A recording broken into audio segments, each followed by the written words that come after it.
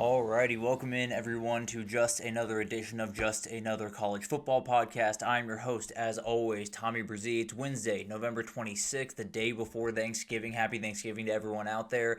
And we got a couple of things we got to get to before we get into the Thanksgiving weekend. This will be the last show of the week. Next time I will see you will be on Monday, breaking down what I have to imagine is going to be a wild weekend. But we got to get into the CFP rankings. That came out yesterday. Oregon jumps over Ole Miss. A couple other minor changes. Nothing super aggressive, but this weekend I have to imagine you'll see some big changes there. Then we got conference championship scenarios. I understand they're not quite as important as they used to be. There's still plenty of importance on them. And we got to talk about how teams are going to get there.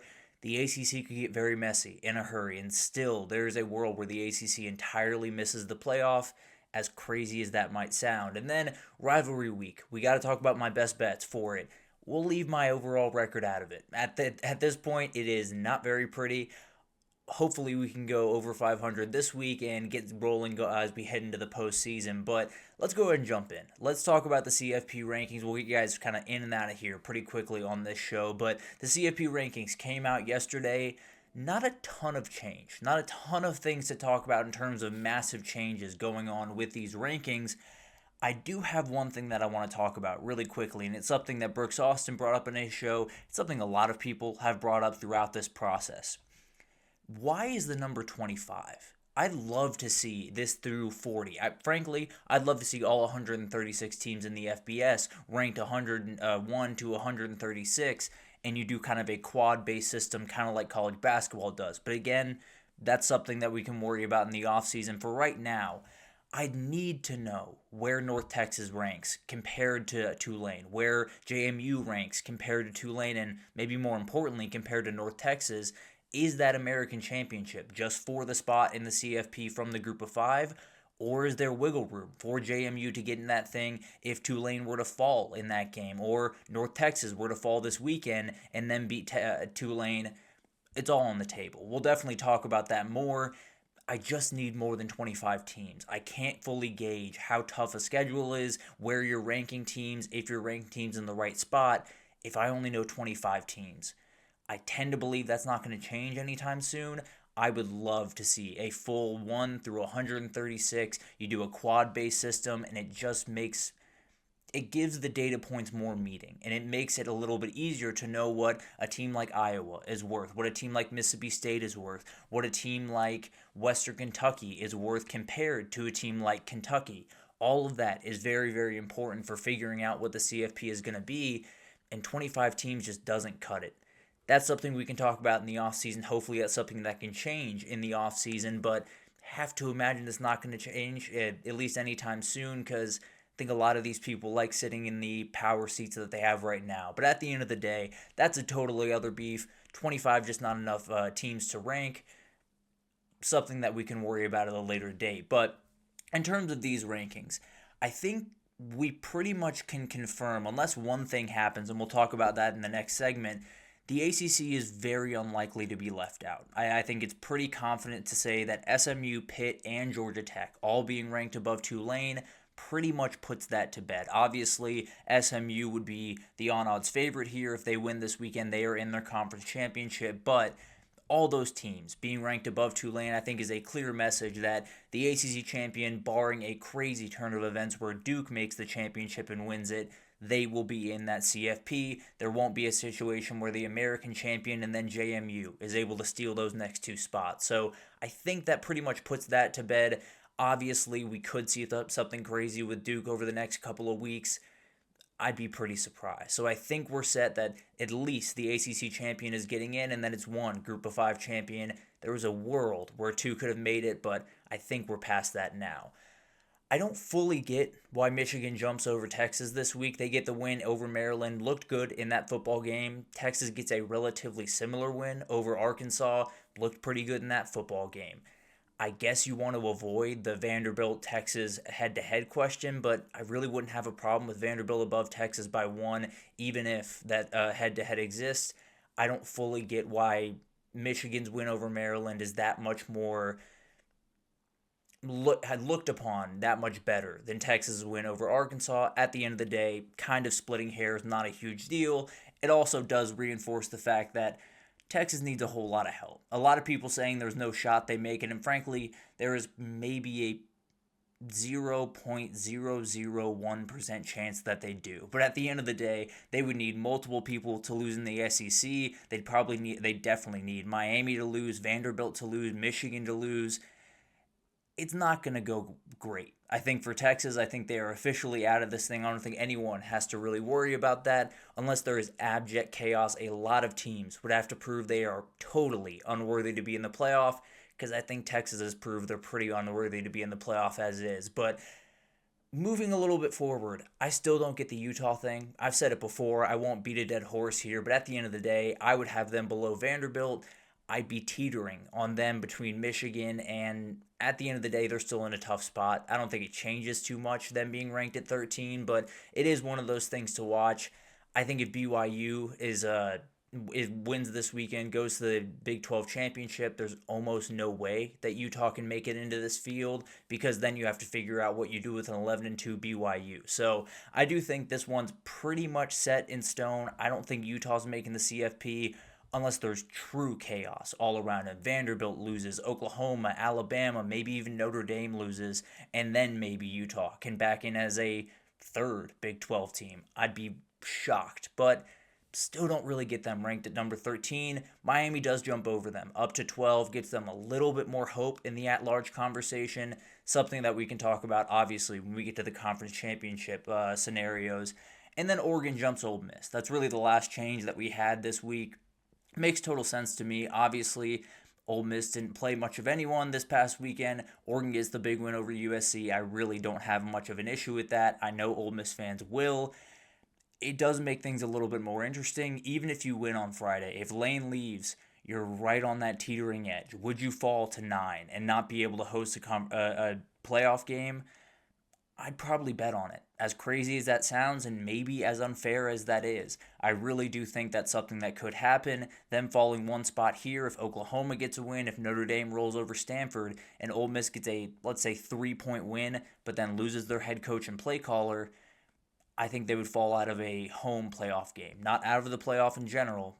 If they lose on Friday, different conversation that we can have when that officially does or does not happen. But at the end of the day, that's the big last change. Have no problem with that. I think Oregon is very, very worthy of being at number 6. And now we move forward to the bracket as it sits today. Not a lot changed. In fact, only one thing changed. Ole Miss and Oregon kind of just flipped spots, and that was about it. Miami shouldn't be on here. I just want to make that very clear to anyone that's watching. This would be a spot for Virginia, for SMU, for a possible Pitt, maybe Miami, if they can find their way into the conference championship. But right now, they are a placeholder at best.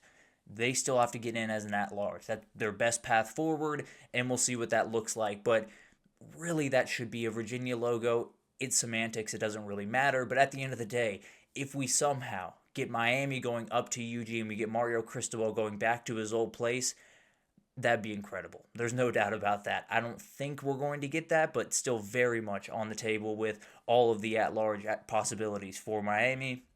The 5-12 matchup does not change. I'll give my G5 take about the CFP next week. I'll get into that. There's plenty of time to talk about that. Texas Tech would roll in this matchup. Feel very confident in that. Again, I'll give my G5 take. It's probably not as aggressive as a lot of the other people's G5 takes. But then you have an Ole Miss-Alabama game. That would just be really, really fun.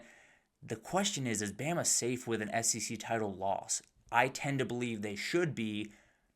Would they be is a big-time question mark. I don't know the answer, especially if you have a situation where you're trying, I don't want to say trying to get Miami in, where Miami is sitting right there that could get in as an at-large team. Then you have a conversation to be had, and I don't know what's going to happen. We'll talk about the little bit of conflict of interest. Actually, a hire was made, so there's no conflict of interest up there with Hunter Yurachek and that coaching search out there at Arkansas. Again, something we can talk about at the end of the show. We'll touch on the coaching hires and Lane Kiffin and all of that jazz at the very end of the show, but this would be a really, really fun bracket. There's no doubt about that. There will be some changes here. Mainly Miami will not be the ACC champion in there. They could very well fit into the 11 seed regardless. So we'll see how that plays out. We'll see how Tulane plays out the rest of the way. Is there a path for JMU to get into this thing? Maybe not if North Texas and Tulane both win this weekend, and if North Texas is ranked above JMU beyond the top 25, which again would be very helpful to know. But obviously, Ohio State, you win this weekend, you will get a bye, no question about that. I think the same exact thing for Indiana probably. Georgia's the weird one here.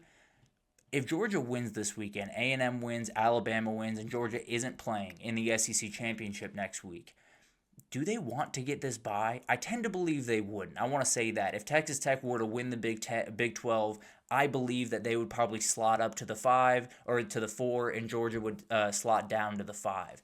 That being said, if they were to get this bye, let's say A&M loses in the SEC title and Alabama's sitting at 5 and Georgia's sitting at 4, Texas Tech jumps up to 3. All of that stuff is on the table. I don't know if Georgia wants that bye.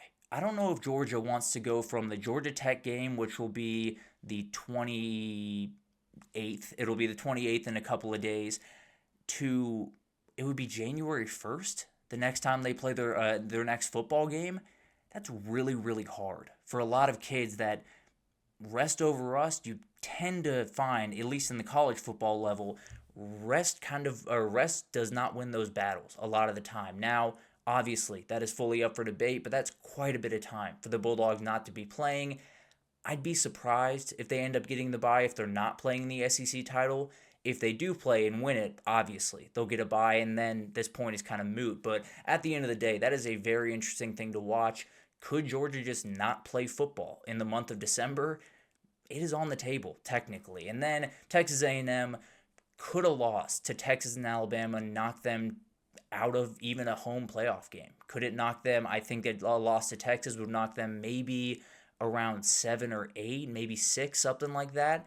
And then you lose in the SEC championship. Do you fall any lower? Actually, now that I say it, they would have just lost to Texas. Apologies for that. You probably get a home game regardless, Aggie. So no worries about that. That was my brain getting a little bit lost in these scenarios. But at the end of the day, if A&M does lose on Friday, they would fall at least to a home playoff game. Still a pretty good place to be if you're an Aggie fan. So obviously, you want to win the game this weekend, and we'll talk about that one in a little bit. But at the end of the day, a good bracket here. The Miami thing is something that will be figured out in time. Still a lot of teams sitting right there.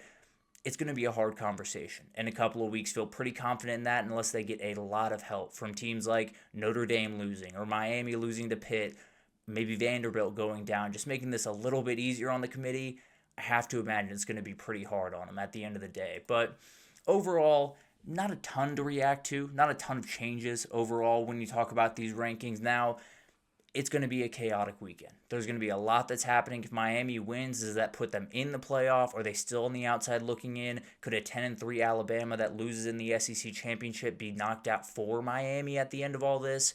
It's all on the table. We will talk about it all after this weekend. We'll get into all the college football playoff scenarios. Felt like it really wasn't worth the time today just because of all the chaos that will happen over the next couple of days, but we will definitely talk about it. I can promise you that. But let's take a break here. When we come back, we're going to talk about all the conference championship scenarios. Obviously, there's a little bit less juice around those games. It matters a whole lot, especially in the ACC, especially in the Big 12, and then the Big 10 and SEC. It just has interesting dynamics as we head into the final week. The ACC is chaotic, and there's still a lot of teams that are firmly in this thing. We'll talk about all the scenarios right after this, so stick with us.